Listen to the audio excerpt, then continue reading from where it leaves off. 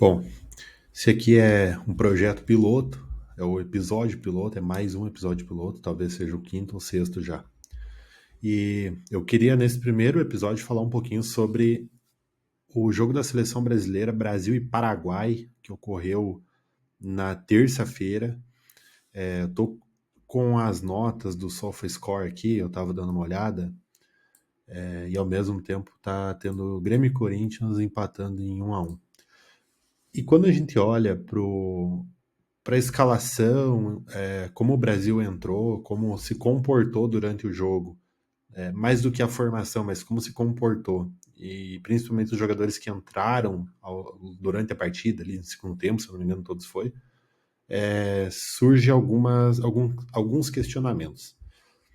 Eu não quero falar sobre os que foram bem, porque eu acho que esses todo mundo já falou e a gente viu os que se destacaram, mas eu queria falar um pouquinho sobre os que entraram depois durante a partida e aonde que esses que entraram deixaram a desejar. A gente teve 4 substituições na partida. Entrou Beraldo no lugar do Alexandro, lateral no caso. Entrou Richarlison no lugar do Vini Júnior. O Gerson entrou no lugar do Matheus Cunha e o Danilo entrou no lugar do Wanderson. E eu posso falar sem medo de errar que em nenhuma das substituições o jogador que entrou pelo menos chegou perto do desempenho do que estava jogando. Então, pegando os 4 aqui a exemplo, o Beraldo entrou na posição do Alexandro. Tá? Talvez esse seja o único caso, a única exceção à regra, porque o Alexandro ele não estava bem, ele errou várias jogadas ao longo da partida, ele entregou bolas que a gente só não teve problema, porque a defesa da seleção estava muito bem postada, com Alex Ribeiro e Marquinhos, que provavelmente daqui para frente vai ser essa dupla titular da zaga, visto que não tivemos nenhum problema com a nossa defesa. Então o Alexandro, lateral, estava tendo algumas dificuldades, deixando algumas bolas escapar ali que se a seleção do outro lado não fosse o Paraguai, que estava muito postado na defesa, se fosse uma Alemanha, se fosse uma Espanha, enfim, seleções um pouco mais agressivas, com certeza a gente teria problema. Uma França, por exemplo, né? Pegando no caso da Espanha, se fosse a Espanha, naquele lado ali estaria jogando o Yamal.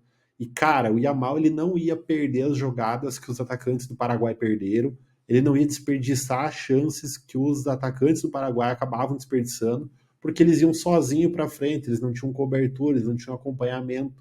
Então eles iam muito numa tentativa quase um milagre ali de fazer uma jogada, conseguir alguma coisa, e até que, com todo respeito, não são grandes nomes, enfim. Então não comprometeu mais porque o adversário do outro lado não exigiu e não aproveitou as chances que teve. Então, quando o Beraldo entrou, trouxe um pouco mais de segurança e confirmou uma coisa que a gente imaginava, que o Ancelotti vai, ou pode pelo menos, jogar com zagueiros nas laterais. É uma tendência que ele provavelmente vai aplicar. Porque com o zagueiro na lateral eu consigo solidificar mais a defesa, eu impeço o avanço e dou mais cobertura para evitar tomar um contra-ataque, por exemplo, pelas laterais, e consigo liberar os meias que jogam no lado para irem mais à frente um pouco mais preocupado, porque o cara sabe que lá na lateral tem gente lá segurando a bronca. Então tu consegue liberar praticamente teu meio todo para ir à frente. Então o Beraldo não comprometeu e também não foi muito exigido quando entrou. Pegando do outro lado, saiu o Wanderson e entrou o Danilo. O Wanderson, ele não foi mal, tá? Ele não foi mal, ele foi bem, inclusive, bem, muito bem, talvez é forte, mas assim, a gente há muito tempo tem uma carência absurda nas laterais, e talvez o Wanderson é o primeiro desde a última Copa, ou desde antes da Copa ainda, né, das duas últimas que a gente já não tem laterais muito consistentes. O Wanderson é o primeiro que a gente olha e fala, cara, esse cara ele não comprometeu. Esse cara ele fez ali o feijão com arroz bem feito, ele foi lá para frente, ele se arriscou um pouco e ele não deixou nada a desejar. Tanto que pode ver que a gente praticamente não se ouviu falar das laterais, que são um problema, ou era um problema muito latente na seleção. Então, pela primeira vez, a gente teve um cara que chegou ali e falou: Cara, assim, eu vou dar jeito na parada aqui. Não vou. Não é lá, porra. O cara é lateral também, né? Vamos dar um crédito ali, né? Não é lá pura habilidade, não é o Roberto Carlos, não é o Marcelo, que era quase um ponta. Mas ele foi bem, ele não comprometeu, ele não gerou nenhum tipo de problema. Então, isso também precisa ser ressaltado. E quem entrou no lugar dele, o Danilo, né, do Flamengo, cara, esse, assim, ele sequer teve pontuação até no SofaScore. Ele foi muito pouco exigido, porque jogou poucos minutos, mas ele gera uma preocupação. Ele gera uma preocupação pelo histórico dele, que não é muito bom, e que a gente não sabe exatamente o que vai esperar. Para ele ter entrado nesse jogo, significa que ele é uma das primeiras opções do Ancelotti, se necessário trocar. Se o Danilo entrou como zagueiro, assim como o Beraldo entrou no outro lado, tá perfeito. Tá perfeito, porque o Danilo hoje ele é zagueiro, ele não é lateral. Então, se a ideia do Ancelotti foi, eu vou colocar uma linha com 4 zagueiros, eu vou fechar minha defesa e liberar o resto, perfeito, sensacional. Que é o que eu acredito que aconteceu. Para mim, o Ancelotti colocou ele como zagueiro no lado e não como um lateral que vai apoiar e vai voltar. O Danilo ele não tem condição de fazer isso. Né? Já ficou muito provado, inclusive no Flamengo e principalmente na seleção, o Danilo não tem como fazer isso. Ele não tem como ir para frente e voltar e fazer tanto ataque e defesa com qualidade. Né? Não é a dele. Talvez pelo tempo, a idade chega para todo mundo. Né? Ele também, vamos lá, nunca foi um lateral mais primoroso da Terra. Então há de se lembrar dessas questões aí. Acho que a ideia do Ancelotti foi 4 zagueiros mesmo, 2 centrais que já estavam e 2 nas laterais, e aí tá cirúrgico, tá perfeito. Agora, se for querer exigir, pô, entra lá de lateral, porra, vai lá pra frente, volta, faz a cobertura. Cara, esquece, ele não é esse cara, ele não é mais esse cara, se um dia ele já foi. Mas, como eu falei, acho que a ideia do Ancelotti foi ter os 4 zagueiros, e aí, cara, nós estamos muito bem. Porque o Brasil precisa se proteger. O Brasil tomou gol em praticamente todo jogo desde a última Copa. Isso é um absurdo. Isso é um absurdo. A CBF, eu sempre me lembro, nem sei porquê, em 2012 a seleção estava muito mal, com o Mano ainda, se eu não me engano, né? O Neymar ali tinha entrado recém na seleção, e a seleção, uma situação já era ruim, né? Que obviamente era o Neymar, se eu não me engano, o Ganso ainda estava machucado, enfim. A seleção teve um jogo contra o Gabão. Porra, Gabão, velho. Aí, pô, vamos pegar o Gabão aqui, vamos enfiar 5-0 para conseguir dar uma moral, pelo menos, né? Porque era quase uma viagem de turismo o negócio. Eu não recordo exatamente, mas acho que foi 1-0, 1-1, um jogo assim, completamente longe do que era imaginado. A seleção eu lembro que jogou muito mal, enfim, o negócio foi meio tenebroso, assim. E nós tava quase indo para esse caminho, tava, pô, vamos marcar um jogo aqui com Gabão, Quênia, Taiwan e Hong Kong aqui para ver se dá para fazer uns gols, porque, pelo amor de Deus, sem tomar, obviamente, né? Então agora a defesa ela parece ter sido muito resolvida, inclusive o Ancelotti foi perguntado sobre isso na coletiva pós-jogo e ele falou: eu sou italiano, então é natural que a defesa seja uma arma sólida ou seja algo muito sólido de primeiramente estancar e não tomar gol, né? O futebol italiano tem uma cultura de ter uma defesa muito forte sempre e ele deixou isso muito claro. Aí nós temos as 2 posições que mais chamaram atenção negativamente. A entrada do Gerson no lugar do Matheus Cunha.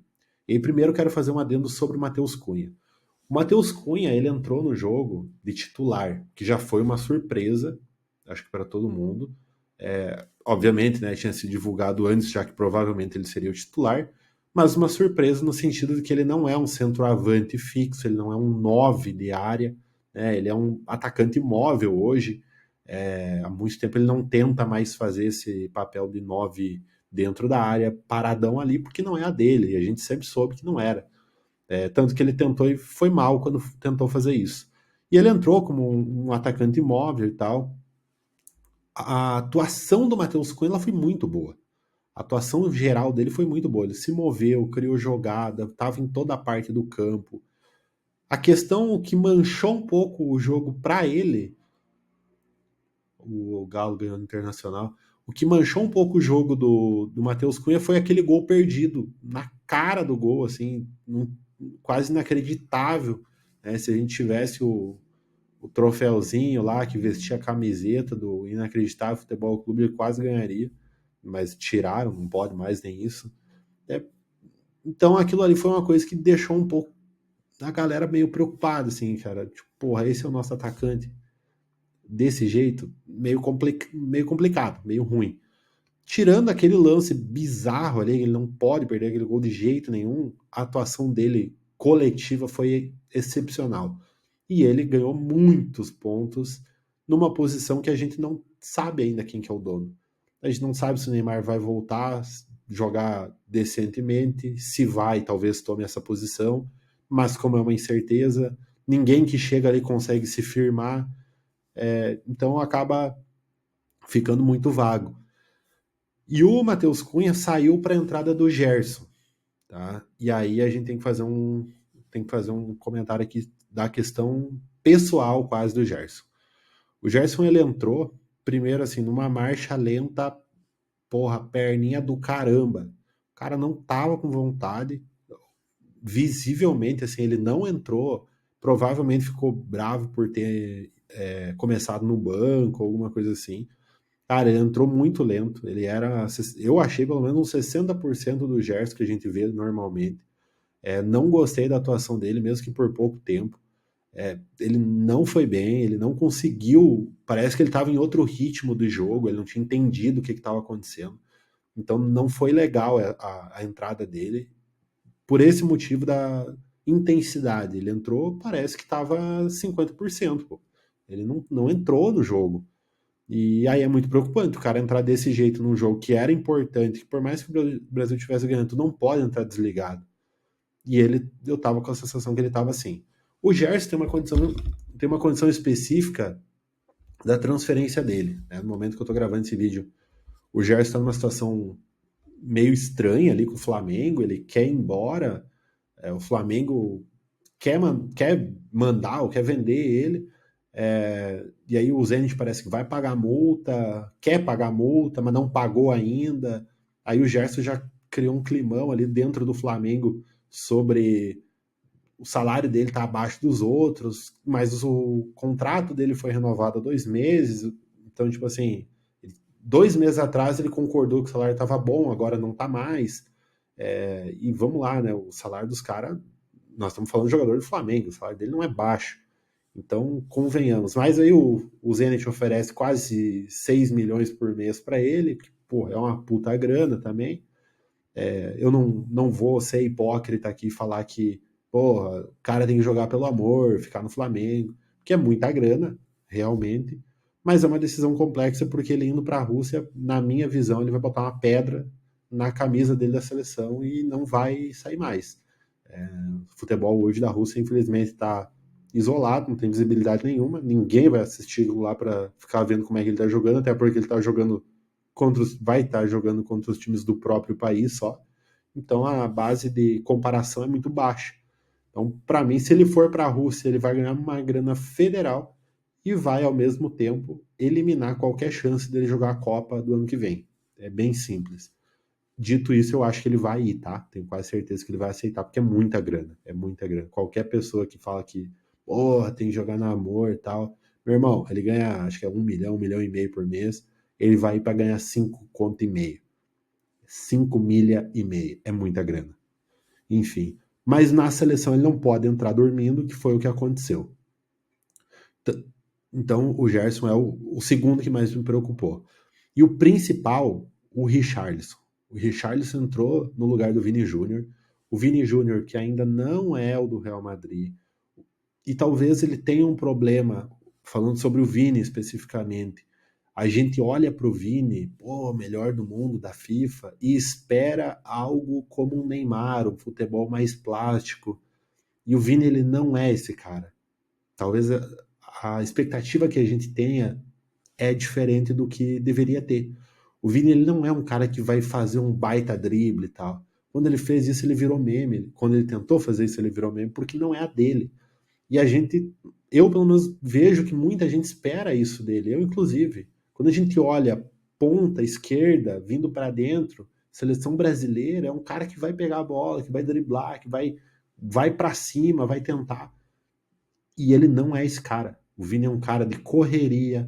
O drible dele é correndo, é jogar a bola na frente, correr, ganhar na velocidade. O drible dele é um corte em velocidade, né? Pô, ele já tentou dar lambreta. Eu lembro que teve um lance no Real Madrid, ele tentou dar uma carretilha lá no cara. A bola escapou, foi para fora. Tipo assim, não é a dele. A do Neymar é isso. O Neymar faz isso com uma certa facilidade, ou fazia, principalmente tempo atrás. A Europa tolhiu bastante isso, então visivelmente ele parou um pouco. Mas a gente era acostumado a ver o Neymar fazer isso. A gente não vê o Vini fazer isso, porque não é a dele. Então acho que ele fica um pouco prejudicado por essa comparação. Assim, ele está numa posição que a gente se acostumou a ver muita qualidade. E talvez a gente tá vendo o craque do futebol moderno, que é um craque físico e não driblador. É um cara que quando dribla toma cartão amarelo, porque supostamente está provocando o adversário. E chegando então, finalizando a questão do Vini, que saiu, entrou o Richarlison. E assim, gente, eu não sei o que está acontecendo com o Richarlison. O Richarlison falou publicamente que estava com problemas pessoais e inclusive de saúde mental até pouco tempo atrás. Ele declarou isso e ele declarou que ele havia se tratado, estava melhor. Na final da UEFA Europa League, o Richarlison jogou como assistente do lateral. O Richarlison há muito tempo não vem jogando no Tottenham como 9, camisa 9 de área. Ele não é mais esse jogador. E eu até acho que ele gostaria de ser. Ele tá jogando fora de posição porque ele precisa. Basicamente, o treinador quer e colocou ele ali. Só que quem olhou a final da Europa League viu o Richarlison correndo na lateral, voltando para marcar. Cara, era um meia de marcação praticamente, nada a ver com um atacante que, porra, tá lá na frente para marcar gol. E isso é extremamente preocupante. Claramente na final da Europa League ele se esforçou, desempenhou, entregou, foi campeão, mas não é ali que ele queria estar. E era muito nítido, era muito nítido. O Richarlison é uma pessoa que demonstra muito facilmente a sua insatisfação mesmo sem falar nada. E aí, quando a gente vê ele entrando no jogo contra o Paraguai, sinceramente, qualquer pessoa olhava para o Richarlison e falava: esse cara ele não quer estar aí. Não que ele não queira estar na seleção. Acho que o Richarlison quer muito estar lá. Mas ele ficou no banco e isso provavelmente o incomodou demais, demais, demais. Ele entrou numa perna do caramba. Olha, não sei se o Richarlison correu 100 metros nesse jogo, mesmo que ele tenha entrado lá nos finalmente já.